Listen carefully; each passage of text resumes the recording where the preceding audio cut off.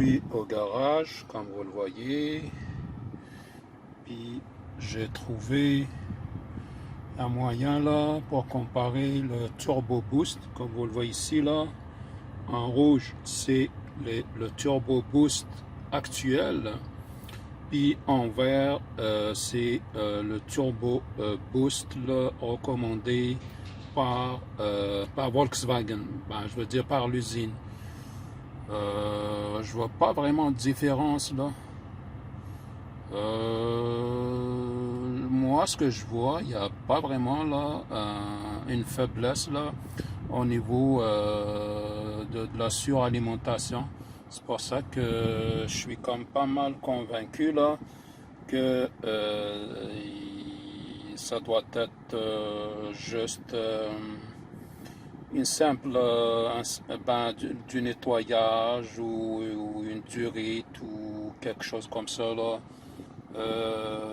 qui n'est pas à voir avec le turbo lui-même là. Et je m'ai essayé ça là après le traitement, puis quand je vais rouler sur l'autoroute, et on verra après le traitement là à l'hydrogène. Là, ça fait comme 1 heure là, ça nettoie avec de l'hydrogène. Puis on voit les courbes là en rouge, c'est le boost du turbo. Et comme je l'ai dit là, en vert, c'est ce que le manufacturier là, Volkswagen là, recommande. Donc c'est théorique. Mais comme c'est une voiture, ça fait pas hier là qu'ils sont du garage là. Puis avec le carburant, il faut compter aussi le dwell time, le dead time là, du lecteur au DB2 versus le CAN bus. Il y a quand même un délai, mais on voit des pics là, puis les courbes, c'est quasiment presque les mêmes là. Donc le turbo, il y a le boost, donc il y a de la compression. Si c'était maintenant fermé sur de la surpression faible, on aurait vu là les pics rouges là tout le temps fixes, puis tout le temps en bas de la courbe verte, ce qui veut dire que la Westgate là, le clapet là, il n'est pas fermé, bloqué fermé ou bloqué ouvert, mais ça réagit parce qu'on voit en rouge que sur le turbo, il y a de la suralimentation, puis une baisse de suralimentation en suivant la courbe théorique là. On le voit ici là. Donc Turbo Boost en rouge, c'est ce qu'il fait en ce moment le turbo. Ce qui est en vert, c'est écrit Turbo Commanded. C'est ce que le fournisseur voudrait que le turbo fasse. Mais si on regarde déjà en bas, regarde, il y a juste un délai. 0, 0, 2, 1, 0, puis il s'inverse, mais il réagit exactement là, suivant la courbe.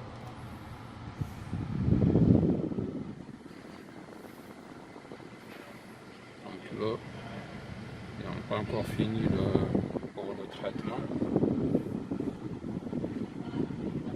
Là, on voit les courbes là, ils sont presque parfaites.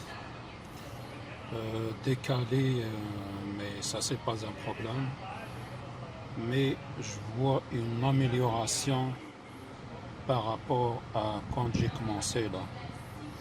Les courbes là, la rouge qui est le turbo là, la pression actuelle sur le turbo, puis la verte qui est la théorique là du constructeur, il commence presque là à se juxtaposer.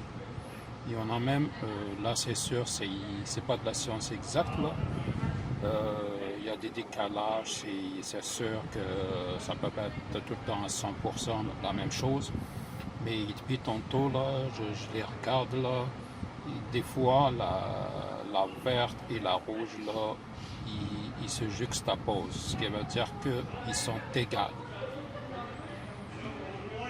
Je pense que je suis sur une bonne piste. Je pense que ce que j'ai fait est smart et intelligent versus juste croire là, des bobards là, puis $4000 là au mécanicien. Ben non là. Vous voyez là, c'est presque la même chose. Vous voyez, ils sont décalés, mais ça c'est de dual time là. Parce que c'est des circuits numériques, ça leur prend du temps pour aller lire ce qu'on voit. Il va le lire sur l'ODB2, ce qui est en vert. Donc, je vais juste faire un coup pour les trois là. Il est fini. Okay. Là, le traitement il a fini pendant 1h30. Là, je vais pouvoir l'essayer plus tard là sur l'autoroute. Mais on voit bien là. Préparez-vous à tourner à gauche à 800 mètres. Que le graphique là est carrément là comme celui qui a été recommandé là par le manufacturier, le constructeur Volkswagen. Là malheureusement c'est une petite ruelle là, je devrais faire attention. Je vais l'arrêter ici, mais je vais faire une autre démo quelques jours là, après quelques jours de conduite.